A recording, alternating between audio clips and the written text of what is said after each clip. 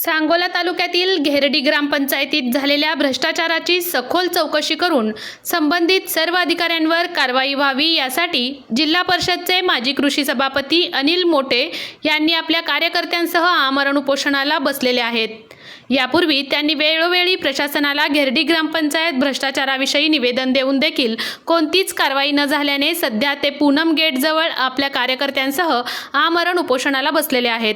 त्यांनी मुख्य कार्यकारी अधिकारी यांना दिलेल्या निवेदनात घेरडी ग्रामपंचायतीचे 2021 ते 2026 पर्यंतचे दप्तर ताब्यात घेऊन भ्रष्टाचाराची चौकशी करण्याची मागणी केली आहे।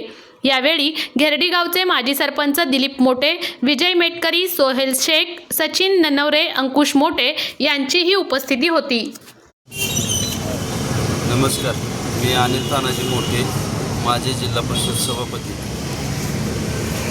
आज उपोषणास बसण्यास कारण की घेरडी ग्रामपंचायतीने निधीचा केलेल्या भ्रष्टाचाराबाबत या ठिकाणी 4/5/2026 रोजी, त्यानंतर 3/6/2026 रोजी आणि 10/6/2026 रोजी आपल्या मुख्य कार्यकारी अधिकारी CO यांना निवेदन देण्यात आले।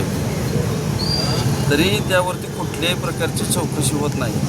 2021 ते 2026 या कालावधीत ग्रामपंचायतीने मोठ्या प्रमाणात कामे न करता बिले काढलेली आहेत। याकरता आम्ही निवेदन दिलेलं आहे आणि आज मी या ठिकाणी उपोषणाला बसलेलो आहे।